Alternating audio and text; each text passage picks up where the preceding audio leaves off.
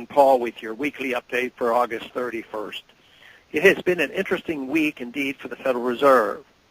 Early this week, it was announced that President Obama intends to reappoint Fed Chairman Ben Bernanke to a second term in January, signaling a vote of confidence in him.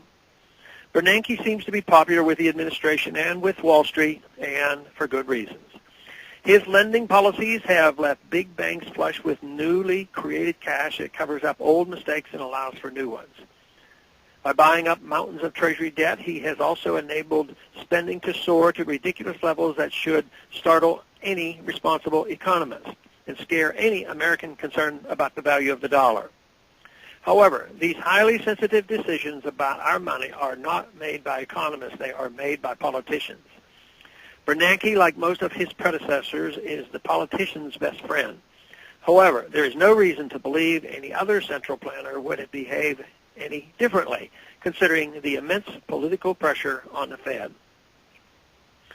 Fed policies have been as bad for the economy as they are good for politicians and bankers, as the recently released numbers on the debt and deficit demonstrate.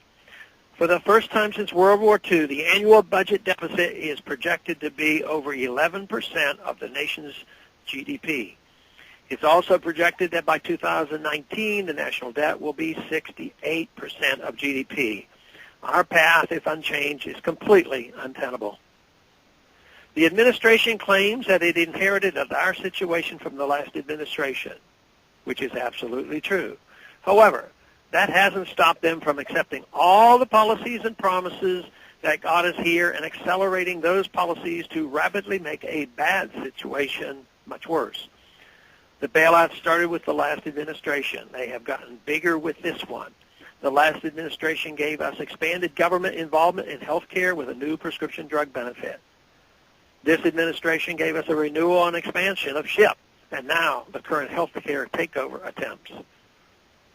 In reality, we can afford none of this, but shady monetary policy allows Washington to continue along its merry way, aggravating all our economic problems.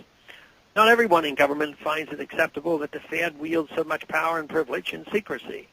Last week, a federal judge ruled against federal secrecy, compelling them to release under the Freedom of Information Act information regarding which banks received emergency loans and under what terms. The Fed will, of course, do everything in its power to fight this ruling, and it is certainly not the last word on the issue. Still, it is encouraging to see the interests of the taxpayers were defended victoriously in court, while the Fed only sees the plight of the big banker friends. Meanwhile, H.R. 1207 and S-604, legislation to open up the Fed's books to a complete audit, continue to gain momentum in Congress as the people continue to insist on real transparency of the Federal Reserve. One way or another, the days of Fed autonomy are coming to an end, as well they should. No one should have the power to debauch the currency and gut the economy as they do.